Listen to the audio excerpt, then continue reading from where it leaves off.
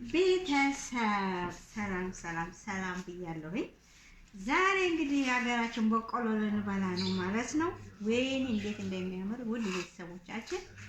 እንግዲህ እዛ ሀገር በቆሎ በጣም ያምራል። ከምር ነው የምላችሁ። ቆይ ላሳያችሁ። ዛሬ ግብርና ገበሬ ሄደን ግብርና ገብረን በቆሎ ይዘን መጥተናል ማለት ነው። ላሳያችሁ እንዴት እንደሚያምር ነው። እንብላ። በቆሎ ያማረው የሀገር እሸት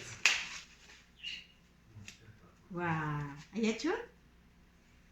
ከምር እኛም እዚህ ሀገር አረብ ሀገር በቆሎ የለም ይመስለናል፣ ግን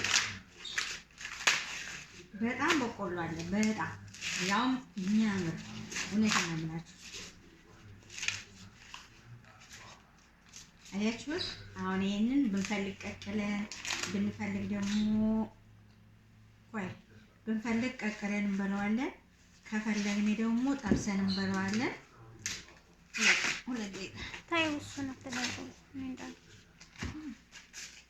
እና ውድ ቤተሰብ ይሄን ይመስላል ማለት ነው። አጨርሰው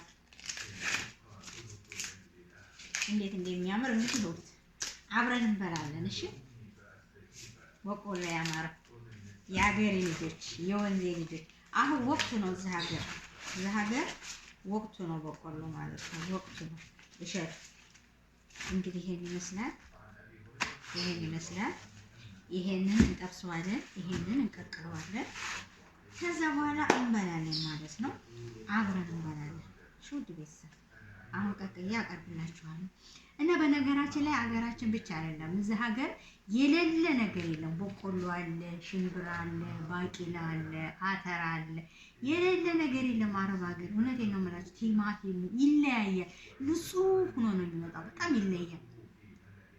በጣም ባቂላ እሸት አለ፣ ቁርቁራ እሸት እንደ ቁርቁራ አሁን ይገርማችኋል። ቁርቁራ አለ፣ ባቂላ እሸት አለ፣ ሽምብራ እሸት አለ፣ ተልባ አለ፣ ሰሊጥ አለ።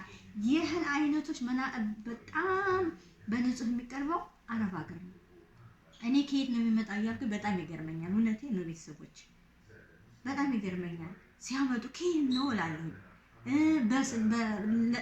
ምንድን ነው ሞንካ ቁልቋል ምንድን ነው የሚባለው? እሱ አለ። እሱማ እንዴት እንደሚጣፍጥ ይገርማችኋል። የሌለ ነገር የለም። ብርቱካኑ ይለያል፣ ሙዙ ይለያል። ለምን እኛ ሀገርም አለ ሞልቷል፣ ያትክልት አለ። ግን እዛ ሀገር ከየት ነው የሚያመጡት ብዬ ይገርመኛል። እና ውድ ቤተሰብ ይሄን ይመስላል። በቆሎ እሸት ያማራችሁ ገዝታችሁ ቀቅላችሁ ጠብሳችሁ ብሉ።